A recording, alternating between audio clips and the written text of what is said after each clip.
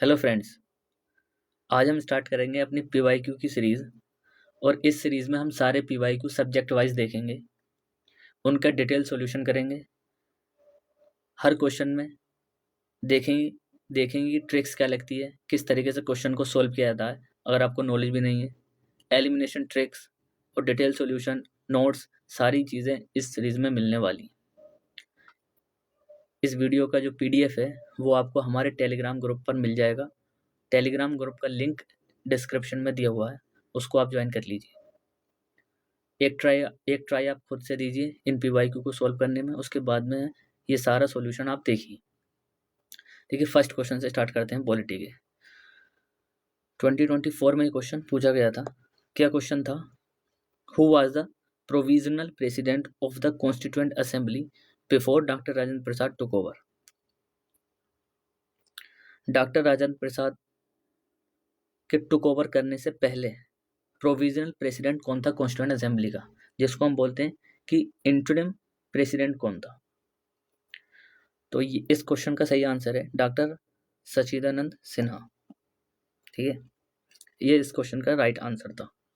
अब एक क्वेश्चन यहाँ पर ये है कि कॉन्स्टिट्यूएंट असेंबली की फर्स्ट मीटिंग कब हुई थी? तो ये मीटिंग हुई थी 9 दिसंबर 1946 में।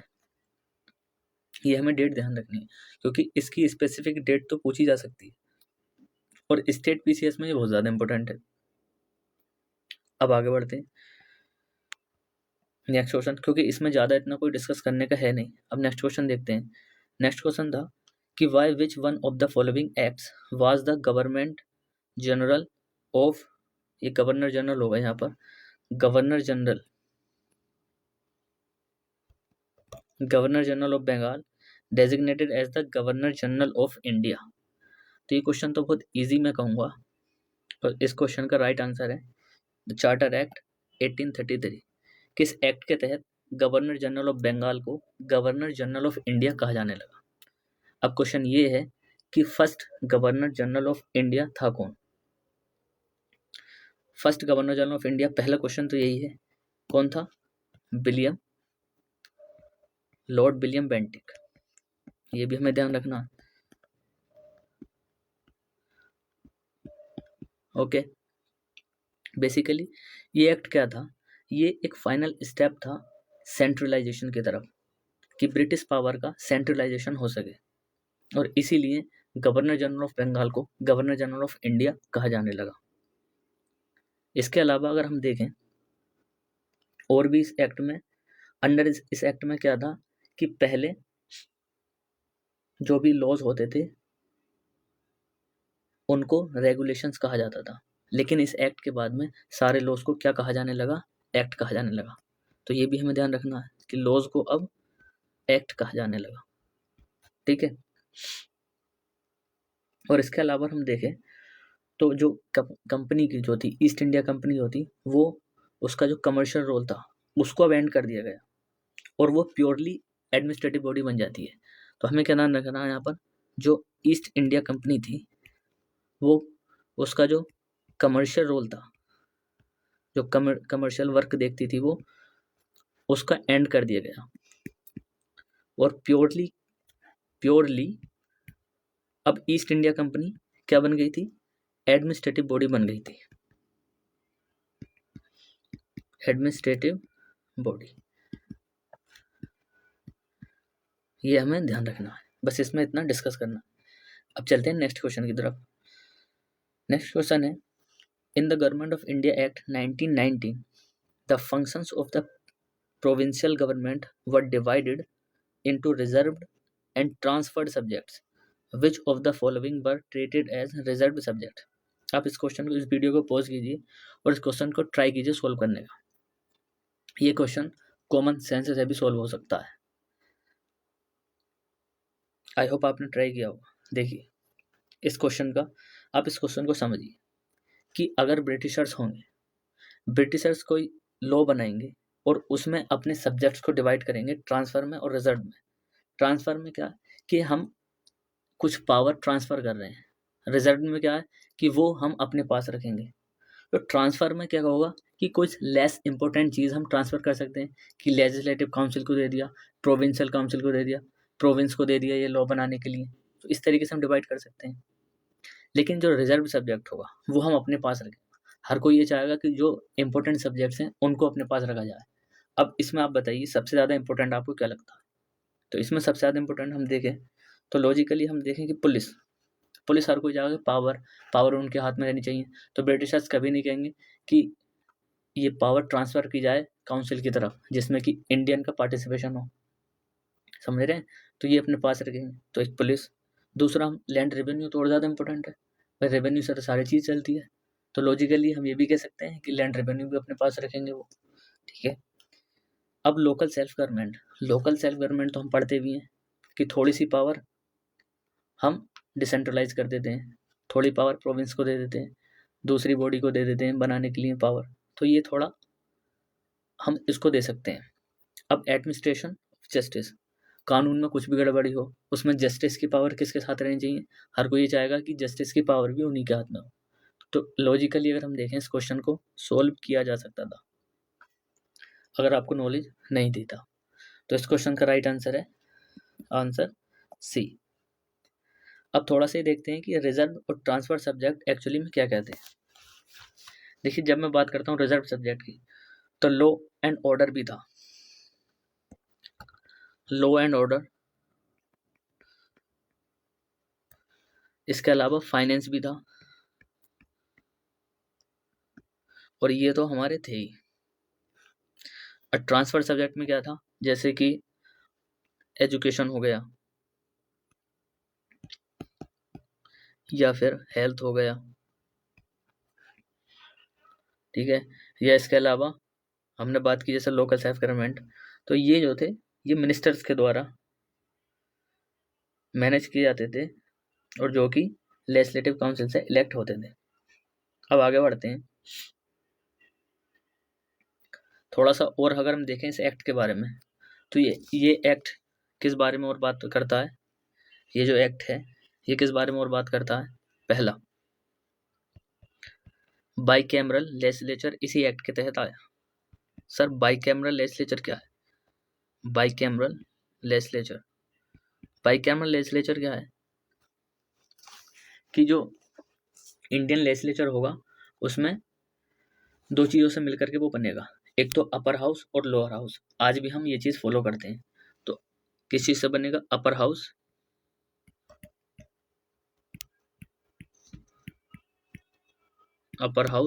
और लोअर हाउस।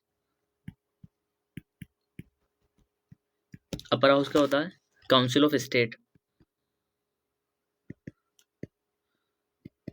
और लोअर हाउस क्या होता है? Legislative assembly. ये इतना हमें ध्यान रखना है। इसके अलावा इस एक्ट में और क्या हुआ था कि इंडियन का पार्टिसिपेशन लेजिस्लेटिव काउंसिल में इंक्रीज कर दिया था, ठीक है। तो increase the participation of Indians.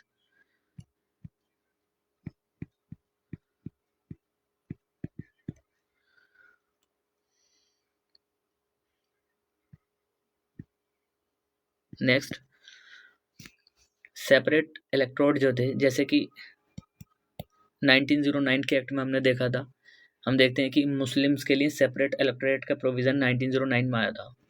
लेकिन इस एक्ट में क्या हुआ था, थोड़ा और ज़्यादा उसको एक्सटेंड किया गया था, जैसे कि सिक्स, एंग्लो इंडियन और यूरोपियन जो थे इनको भी सेपरेट इलेक्टोरेट दे दिए गए थे। तो सेपरेट इलेक्टोरेट की जब हम बात करते हैं ना, उसको थोड़ा सा और एक्सटेंड किया गया था। किसे किसे दिए गए थे? जैसे कि सिख को, एंग्लो इंडियंस को और यूरोप को और यूरोपियंस को, इन सबको भी दे दिए गए थे, यूरोपियंस, ओके। लेकिन अभी इस एक्ट में लिमिटेड फ्रेंचाइजी थी, मतलब कि स्मॉल सेक्शन ऑफ इंडियन जो थे उनको थोड़े से इंडियंस को, एक छोटे से सेक्शन को वोट करने का अधिकार था, ठीक है। तो हम बात करते हैं कि यहाँ पर अभी लिमिटेड फ्रेंचाइजी थी।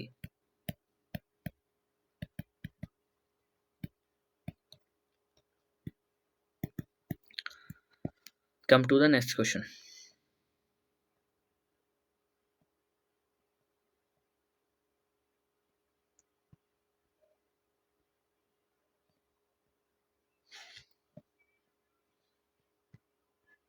नेक्स्ट क्वेश्चन की तरफ चलते हैं। नेक्स्ट क्वेश्चन क्या है? The distribution of powers between centre and states in Indian constitution is based on the scheme provided in the distribution of power between the center and the state in Indian constitution is based on the scheme। किस scheme पर based है? Try कीजिए आप इसको solve करने का। इस question का राइट आंसर है गवर्नमेंट ऑफ इंडिया एक्ट 1935। कि सेंटर और स्टेट के बीच में पावर का डिस्ट्रीब्यूशन का जो प्रोविजन है वो गवर्नमेंट ऑफ इंडिया एक्ट 1935 में दिया हुआ है। ओके, मतलब क्या है? पावर्स का डिस्ट्रीब्यूशन जैसे कि फेडरल, प्रोविंशियल और कौन सा और कॉन्करेंट। मतलब जैसे कि इस टाइम पर हमारा 7th शेड्यूल है जिसमें यूनियन लॉ बना सकता है, स्टेट बना सकता है, कॉन्करेंट में दोनों बना सकते हैं। तो इसी तरीके का पावर का डिस्ट्रीब्यूशन देखने को सबसे पहले 1935 के एक्ट में हमें मिलता है।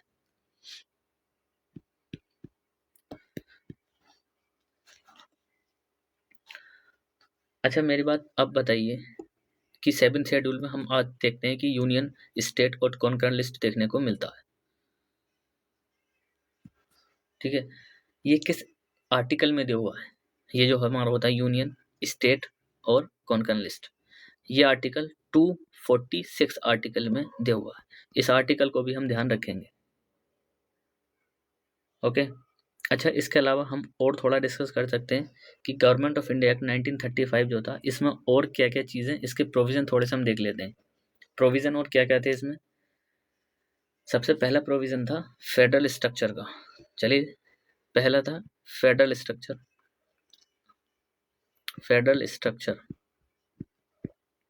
फेडरल स्ट्रक्चर में क्या था कि इसमें 3 लिस्ट को इंट्रोड्यूस किया गया था, फेडरल, प्रोविंशियल और कॉन्करेंट लिस्ट, जैसे कि हमने अभी देखा, फॉर पावर डिस्ट्रीब्यूशन के लिए। दूसरा था प्रोविंशियल ऑटोनॉमी।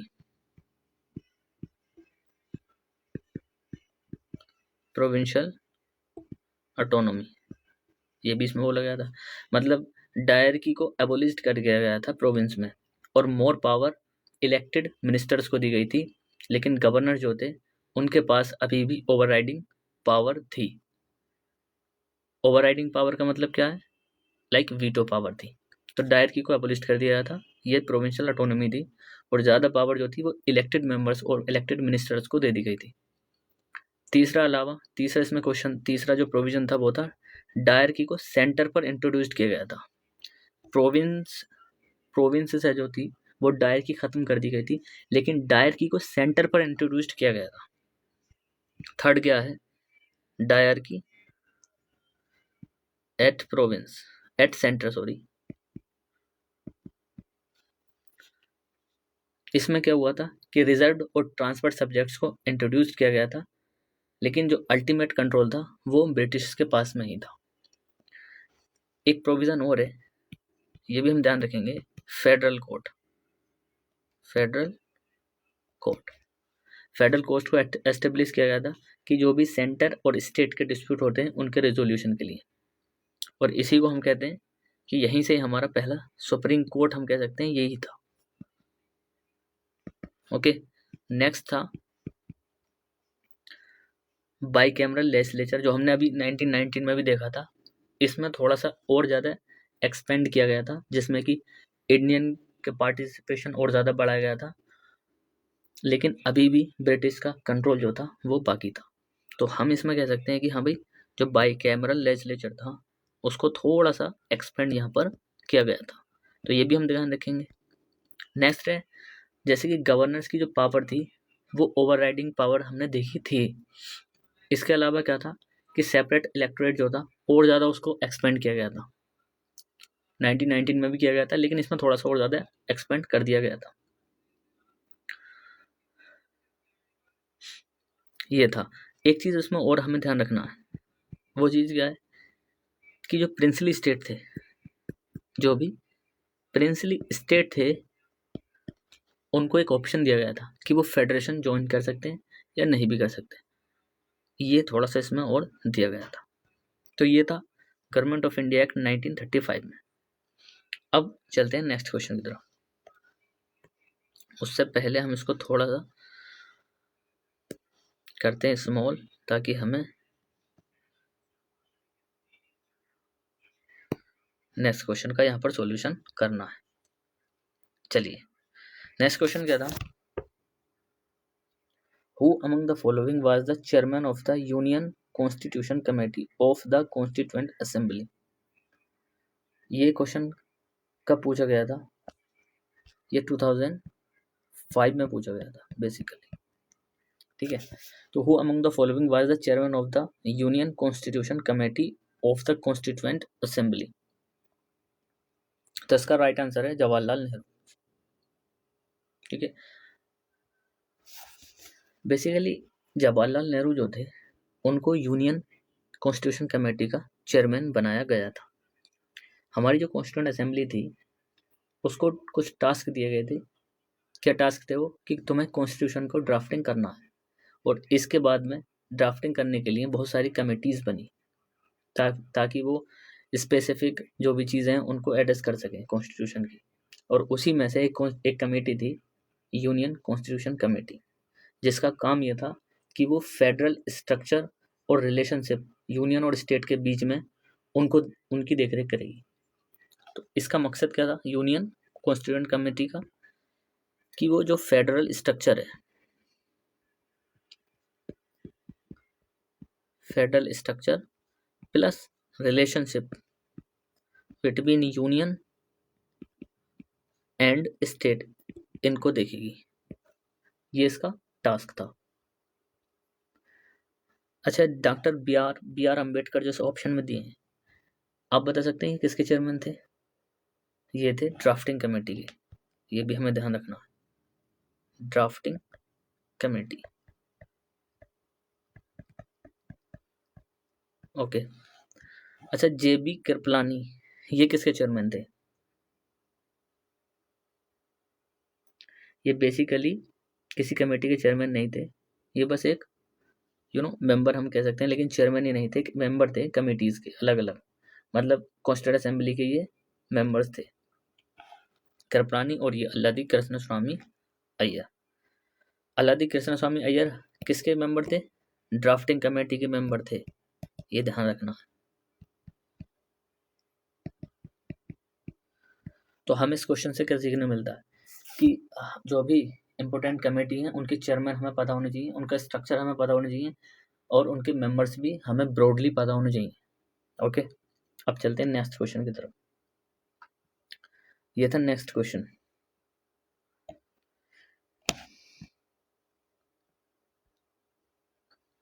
इसमें कुछ लिस्ट दी हुई है, उसमें हमें मैच करना था कि कौन सा प्रोविजन हमारा इंडियन कॉन्स्टिट्यूशन का प्रोविजन किससे हमने ड्राइव्ड किया है।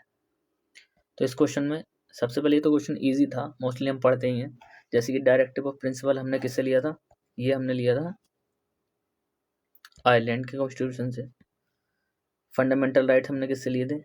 फंडामेंटल राइट किससे लिए थे? हमने यूएसए से लिए थे। फंडामेंटल राइट किससे लिए थे? हमने यूएसए से लिए थे, बिल्कुल। और बताइए कंकरेंट लिस्ट किससे ली थी? हमने ऑस्ट्रेलिया से। India is union of state with greater power to union, ये हमने किससे लिया था? कनाडा से। तो ये इजी क्वेश्चन था, ये 2003 का क्वेश्चन है बेसिकली, इसमें ज़्यादा कोई डिस्कस करने का नहीं है। ओके, बट हमें थोड़ी और चीज़ें इसके अलावा हम देख लेनी चाहिए, ताकि वो फ्यूचर में क्या पता उनसे क्वेश्चन बन जाए। जैसे कि पार्लियामेंट्री सिस्टम ऑफ गवर्नमेंट, अगर मैं डिस्कस करूँ आपसे, आप मुझे बताएंगे कि पार्लियामेंट्री सिस्टम ऑफ गवर्नमेंट हमने किससे लिया? इसका आप मुझे बताइए। सेकंड, मैं बोलूँ president as a supreme commander of armed forces, मैं आपसे पूछूं कि प्रेसिडेंट जो होगा सुप्रीम कमांडर होगा ऑफ आर्म्ड फोर्सेस, आप ये बताइए ये किससे लिया गया। एक क्वेश्चन और बताइए, इमरजेंसी प्रोविजन हमने किस के कॉन्स्टिट्यूशन से ड्राइव किए थे। इमरजेंसी प्रोविजन, चलिए देखिए, पार्लियामेंट्री सिस्टम हमने यूके से लिया था, प्रेसिडेंट सुप्रीम कमांडर होगा आर्म फोर्सेस का, ये हमने यूएसए से लिया था, और इमरजेंसी प्रोविजन हमने जर्मनी के कॉन्स्टिट्यूशन से लिया था। क्लियर। अब चलते हैं नेक्स्ट क्वेश्चन की तरफ। तो इसका करेक्ट आंसर क्या होगा, इसका करेक्ट आंसर होगा ए का 5 इसमें है, इनको हम एलिमिनेट कर देंगे। बी सॉरी ए का हमारा क्या था 3, तो ये एलिमिनेट नहीं होगा, ये एलिमिनेट होंगे दो, ए का 3 है ना, तो ये खत्म, ये खत्म। बी का 5 है, तो बी का क्या हो जाएगा ये, चलिए सी का आंसर क्या है फर्स्ट, तो सी का फर्स्ट इसमें दिया हुआ, तो आंसर हमारा ये होगा डी। अब चलते हैं नेक्स्ट क्वेश्चन की तरफ। In essence what does due process of law mean, due process of law का मीन क्या है। और ये क्वेश्चन आपका कब पूछा गया था, 2023 में पूछा गया था। अब आप बताइए, अब हम जो टॉपिक स्टार्ट किया है हमने, ये अपना PYQ का, ये है बेसिक स्ट्रक्चर। चलिए इस क्वेश्चन को आप सॉल्व कीजिए।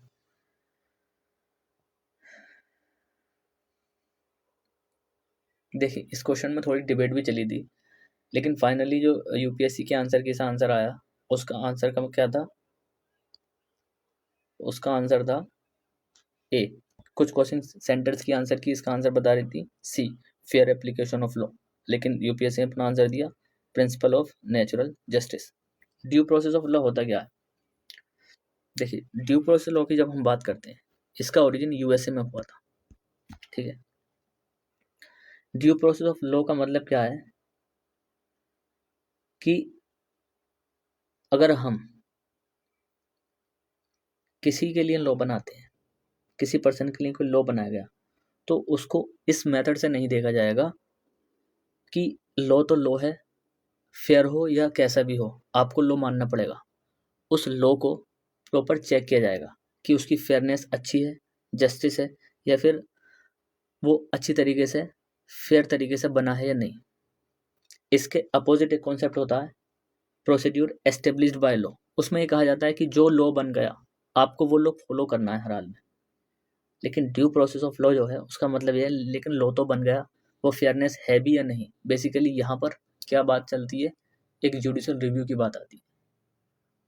उस लॉ को ये भी देखा जाए कि वो फेयर है या नहीं, whether law exist to deprive a person. अगर आपने किसी पर्सन की लाइफ और लिबर्टी को बनाने को, कुछ कर्व करने के लिए आपने कोई लॉ बनाया, उसका फेयरनेस भी आपको देखा जाएगा। और इसके अपोजिट हमने देखा प्रोसीड्यूर एस्टेब्लिश्ड बाय लॉ, वहाँ पर क्या होता है कि लीगैलिटी पर फोकस किया जाता है। वहाँ पर जुडिशरी ये देखती है कि अगर कोई लॉ प्रॉपर लीगल प्रोसीजर से बना है, वो फेयर है या नहीं, इससे मैटर नहीं है। अगर वो उसमें प्रॉपर लीगैलिटी यूज हुई है, ठीक है, तब वो लॉ माना जाएगा और उसको किसी भी पर्सन पर इम्प्लीमेंट किया जा सकता है। लेकिन ड्यू प्रोसेस लॉ में ऐसा नहीं है। इसमें क्या होता है कि सुप्रीम कोर्ट लॉ के रैशनल को, लॉ के रीजनेबलनेस को देखता है। ये था ड्यू प्रोसेस ऑफ लॉ। तो इसमें हमारा आंसर क्या था, प्रिंसिपल ऑफ नेचुरल जस्टिस। यहाँ तक आया, क्लियर होगा। अब बढ़ते हैं नेक्स्ट क्वेश्चन की तरफ।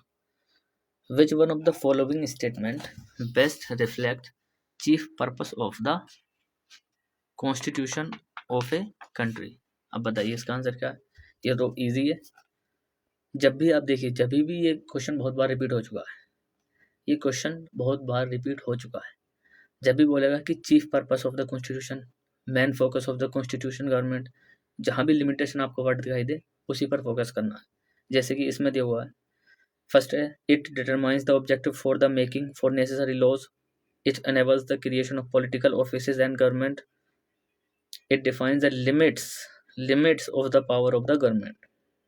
तो कॉन्स्टिट्यूशन का main function, main purpose, chief purpose क्या है कि गवर्नमेंट को लिमिट करना। यही हमारा राइट आंसर है। ओके, अब पढ़ते हैं आगे। 9 question, which one of the following best defines the term state. चलिए इस क्वेश्चन को आप थोड़ा ट्राई कीजिए। स्टेट क्या है? A community of persons permanently occupying a definite territory, independent of external control and possessing an organized government। मतलब एक ऐसी कम्युनिटी जिसमें कि जो पर्सन है वो परमानेंटली वहां पर रहते हैं और उसकी एक डिफाइंड इंडिपेंडेंट टेरिटरी है, और वो डिफाइंड टेरिटरी है और वो इंडिपेंडेंट है एक्सटर्नल कंट्रोल से, मतलब उसके ऊपर किसी का कोई एक्सटर्नल कंट्रोल नहीं है, और वो एक ऑर्गेनाइज्ड गवर्नमेंट मानती है। ठीक है, एक फर्स्ट ऑप्शन ये। सेकंड बोलता है कि एक politically organised people of a definite territory. यहाँ पर क्या है कि ऑर्गेनाइज्ड पीपल है और डेफिनेट टेरिटरी है, possessing an authority to govern them, और उन पर एक अथॉरिटी भी है गवर्न करने की, maintain law and order, protect their natural rights, safeguards their means and substances. तो क्या हम उसको स्टेट कहेंगे? या 4 है, in number of persons who have been living in definite territory for a very long time with their own culture, tradition and government. मतलब कुछ लोग किसी भी टेरिटरी में, डेफिनाइट टेरिटरी है उसमें बहुत समय से रह रहे हैं और उनका खुद का अपना कल्चर है, उनका खुद का अपना ट्रेडिशन है और एक गवर्नमेंट भी है। क्या हम उसको स्टेट बोलेंगे? एंड डी ऑप्शन क्या है? A society permanently living in a definite territory with a central authority and executive responsible to central authority and an independent judiciary. मतलब कि एक ऐसी सोसाइटी जो परमानेंटली रह रही है किसी डेफिनेट टेरिटरी में और उसके ऊपर, उसमें मतलब सेंट्रल अथॉरिटी भी है, एग्जीक्यूटिव वहाँ पर रेस्पॉन्सिबल है टू द सेंट्रल अथॉरिटी को, और इंडिपेंडेंट जुडिशरी है। क्या हम उसको स्टेट बोलेंगे? ये। तो आप बताइए इसमें आंसर क्या था? देखिए जब भी हम बात करते हैं ना स्टेट का, तो स्टेट में स्टेट होने के लिए 4 चीज़ें हमें देखनी है। वो क्या 4 चीज़ें? कि एक तो उसमें पॉपुलेशन होनी चाहिए कुछ, सेकंड टेरिटरी होनी चाहिए उनकी डिफाइंड, थर्ड गवर्नमेंट होनी चाहिए, और फोर्थ सोवेरेनिटी होनी चाहिए। ये 4 चीज़ें जिस चीज़ में हैं, जिस ऑप्शन में भी आपको दिखे, वही स्टेट की बेस्ट डेफिनेशन है। देखिए फर्स्ट ऑप्शन देखिए, एक कम्युनिटी ऑफ पर्सन, पॉपुलेशन है, ठीक है, territory, defined territory, independent of external decisions. तो सोवेरेनिटी क्या है? सोवेरेनिटी यही रहो कि हम अपने डिसीजन खुद ले सकते हैं, हमारे ऊपर किसी का कंट्रोल नहीं है। India is sovereign country. और फोर्थ इज गवर्नमेंट, गवर्नमेंट हमारी है। तो ऑप्शन इसका ए सही हो जाएगा। ये था स्टेट का। ठीक है, और नेक्स्ट क्वेश्चन अब चलते हैं हम। Question number 10, which one of the following factors constitute the best safeguard of liberty in A liberal democracy. Liberty का यहाँ पर बेस्ट सेफगार्ड हमें बताना, बेस्ट डेफिनेशन बतानी है कि किस चीज़ से लिबर्टी जो है लिबरल डेमोक्रेसी में होती है। ठीक है, तो इस क्वेश्चन का जो आंसर क्या था लिबर्टी का लिबरल डेमोक्रेसी में, वो था सेपरेशन ऑफ पावर। ये टफ क्वेश्चन था, इजी नहीं, क्योंकि पॉलिटिकल थॉट्स पर ये क्वेश्चन है, जो पॉलिटिकल थ्योरी हो रही है उन पर ये क्वेश्चन है। वो कम हम पढ़ते हैं, वो एनसीईआरटी में ज़्यादा होता है, और एनसीईआरटी इतनी डीपली नहीं पढ़ते हैं, लक्ष्मीकांत ज़्यादा पढ़ते हैं। इसलिए इसका आंसर क्या हो जाएगा? Separation of powers. Basically doctrine of separation of power जो है उसमें क्या होता है? डिवीजन होता है बिटवीन लेजिस्लेटिव, एग्जीक्यूटिव और जुडिशरी फंक्शंस के बीच में। और ये जो डिमार्केशन है ये कंसंट्रेशन ऑफ एक्सेसिव पावर्स को रोकता है, कि किसी भी ब्रांच के पास में गवर्नमेंट की, चाहे वो एग्जीक्यूटिव हो, चाहे वो लेजिस्लेचर हो, या चाहे वो जुडिशरी हो, एक्सेसिव पावर नहीं जानी चाहिए। और इसलिए हम कह सकते हैं कि ये हेल्प करता है to safeguard the liberty, liberty को सेफगार्ड करने के लिए, and rights of the people in a democracy. ठीक है, तो इसका आंसर था डी, सेपरेशन ऑफ पावर। तो ये था आज का हमारा डिस्कशन। नेक्स्ट वीडियो में हम और अनदर इम्पोर्टेंट PYQ देखेंगे पॉलिटी से रिलेटेड। मिलते हैं नेक्स्ट वीडियो में। Thanks for watching.